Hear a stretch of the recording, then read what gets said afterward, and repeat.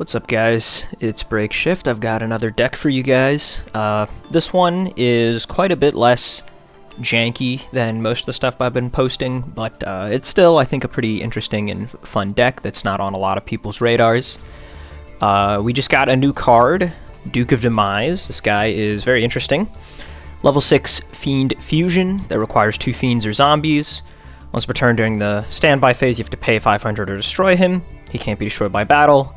And then the thing we really care about, during the main phase, you can, immediately after this effect resolves, normal summon one monster.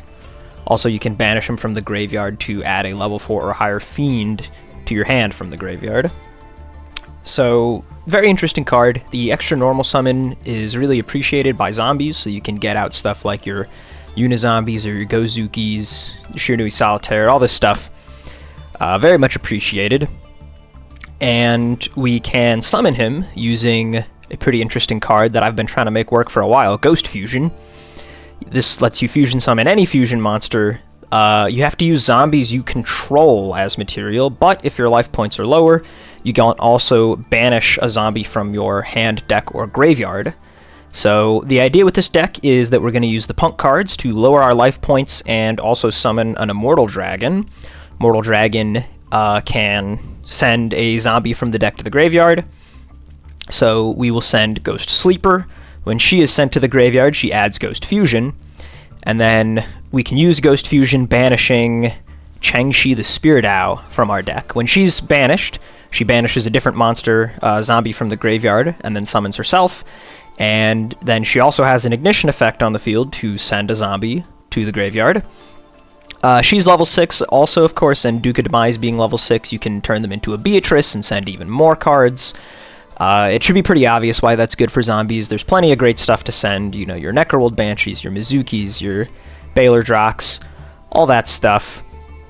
In addition, we're also playing the Fiendsmith engine. This is something I hadn't seen other people using in similar decks. But this is pretty relevant because even though we're using this to support zombies, Duke of Demise is a fiend monster himself, and that actually means that you can summon him using the effect of Sequence. Sequence can fusion summon any fiend. You could also use Tract, I guess, the graveyard effect. But actually, no, this one only summons a Fiendsmith monster. It's just Sequence then. But yeah, this is the one you care about anyway. So we're playing 44 cards here because there's a decent number of things that we don't really want to draw, like our Ghost Fusion, like some of the different parts of the Punk engine. We don't really mind drawing them, but we'd rather not because we get to add them for free. The extra deck, we're pretty much just playing like all of the engine requirements, all of the good zombie stuff. We also got this new card, which is pretty interesting. You can make it with any 2 zombie monsters, and then it can basically reborn any level 5 or higher zombie from the graveyard. It's also a pop after it does that. And what's interesting about this is that if Zombie World is up, you can make this with any monsters, because everything's a zombie, and you can also revive anything from the graveyard. So you can like bring back a Baron that's used up its negate or something. Pretty interesting stuff. But we're going to keep this profile here pretty short and just hop on over to the replays. The first one is just like a little combo starter showcase so that you guys can understand the basic way the deck operates. This is just up against a bot that I queued into. So ignore what he's doing. This is just to showcase how the main combo line works. So you want to get into the Punk engine, of course, to get started. You can do that with Emergency Teleport, or you can just normal summon the Zayaman, because you'll get that extra normal summon later. So we'll just quickly skip through that, and okay. I started out with the Fiendsmith stuff here, just to double check that, you know, he wasn't actually some person on a weird deck and he was going to ash me or something. But no, it's just a bot, so here's how the combo works. This is all the very typical Punk stuff, but I'll go ahead and play it out in case you're not familiar with the engine. You Zayaman for Foxy Tune for Sharakusai, fuse into Rising Carp. Then Rising Carp is going to tag out for Deer Note and Wagon. Grab the field spell off Wagon. Then we sync into Dragon Drive, and this is the part where things will diverge slightly from the typical line. You want to make sure that Deer Note revives one of your level 3 tuners. Don't bring back the Foxy tune, don't bring back the Charcusai. And then on Dragon Drive, we're actually going to add Psychic Tracker instead of the Madam Spider. Since you can summon him out, he's not a tuner. We can use these two to make the Immortal Dragon. And then, as we mentioned, Immortal Dragon dumps Ghost Sleeper. That'll add Ghost Fusion. I went for the Gozuki here so that I can get Zombie World up. Since you do have to fuse using one zombie on the field, and I decided I'd rather keep the Immortal Dragon here to use him as a tuner.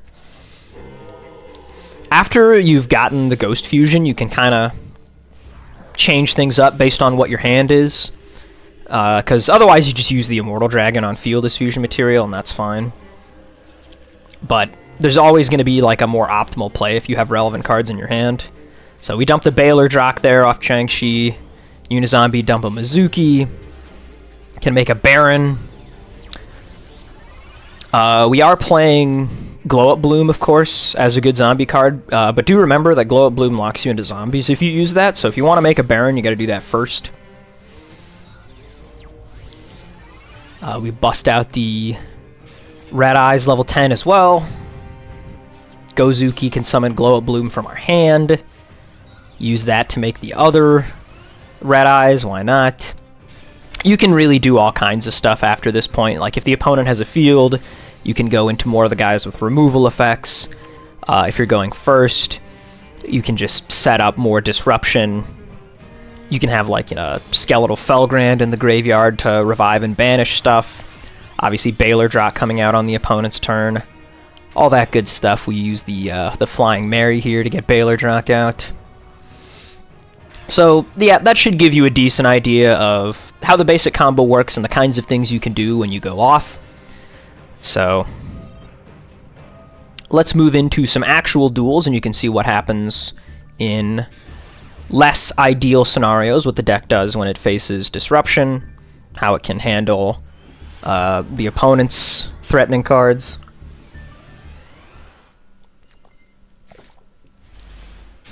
So, pretty decent hand here. I start with Tracked, just kind of like as an Ash check. He doesn't seem to have anything. So, we'll be able to go for the Zay Amin line. Obviously, just Tracked alone doesn't really get us particularly far, but it does set up Fiendsmith being able to revive himself later if need be. So I go ahead and add the Foxy tune. Here I choose to discard the Ash Blossom because I want to keep Shiranui Solitaire for the extra normal. But he nibs us. Not fantastic. But because we do have that Fiendsmith revive, I can go ahead and do that. And I can actually use the nib token he gave me to go into sequence. We also get to out the nib. Not that that was particularly threatening, but we can do that. And here we get to make use of that little fact I mentioned earlier, Duke of Demise being summonable off sequence. So we put back Ash, because Ash is a zombie. And now we can get out the Shiranui Solitaire that we kept in our hand.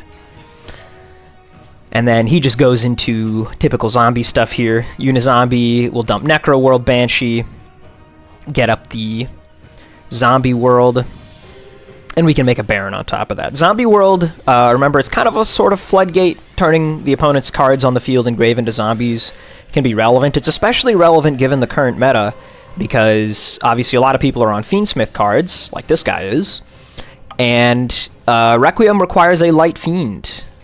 You can't summon Requiem if your card is actually a light zombie. You're probably also going to see a lot of Blue Eyes, especially if you're in like Platinum or lower, since that just came out, and you can't go into the Link 1 Blue Eyes either if your card is a zombie. So he's stuck here with the Lurie. He probably didn't realize what was going on with the zombie world. Now we're just going to try to clear out this back row before we make our lethal push. Baron getting rid of one of them. Now I don't really need to be too afraid of the other one because I can just negate that. So unless he has some kind of crazy hand trap or something. I don't even know what it could be. Like, what is he on? Multiple Nibiru's? We should just be able to lock up the win here. Yeah, he's going to try to call by Duke of Demise. We can just negate that. Obviously, no card to normal summon off of the Duke of Demise here, but just being a level 6 is handy. Because we can use the Unizombie now, boost him up. Glow Up Bloom is going to trigger. Why not get out our Baylor Drock? And yeah, it's already lethal. He's had enough. So, pretty decent way to play through a Nib there. Got to show off that sequence fusion summon thing. Fun duel. Got one more for y'all here.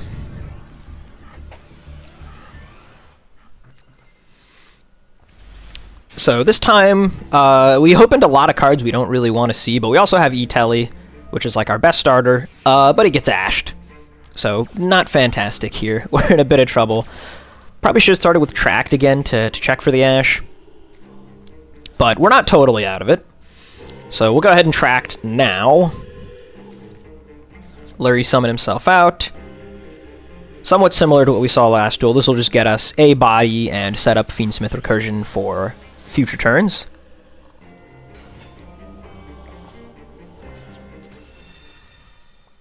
We haven't normal summoned yet, so we can normal summon the Sleeper. That'll let us special out the Tracker. We're going to go into sequence again, but we can't use the Ghost Fusion that we're adding here because we didn't get to pay any life points. The opponent also has Effect Veiler for our sequence, so that is pretty rough.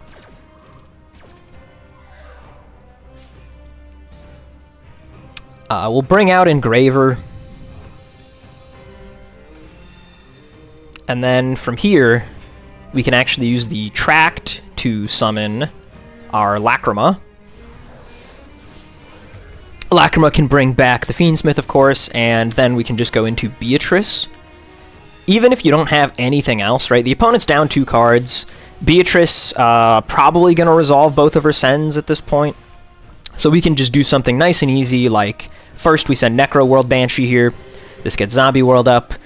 And then on the opponent's turn during the draw phase, we can send Baylor Drock. And then when it goes to standby phase, he'll immediately revive himself. So we got hand trapped twice on our key cards. The rest of our hand was pretty mediocre.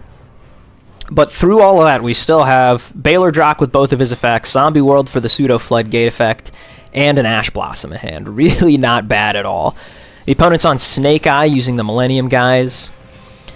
He's going to try and get rid of our Baylor Drock here. Obviously, we have to negate that. And he's going to go into Zombie Vampire here, but he makes a bit of a misplay. He does not immediately activate the Zombie Vampire effect. He goes for Fiendsmith instead. I think he's probably just trying to not mill his engine cards for Fiendsmith, but because of that, we can Ash it. She's a zombie. That triggers Baylor Drock. We just get to banish the Zombie Vampire before he ever got a chance to use it. And that'll wrap it up. So there you go. It's a pretty fun deck. I've always liked the zombie cards, and this is a neat way to use them, I think. Leave some comments. Let me know if you guys like the deck profile, if you try it out. Tell me how that went for you. And I will catch you guys later with some more decks.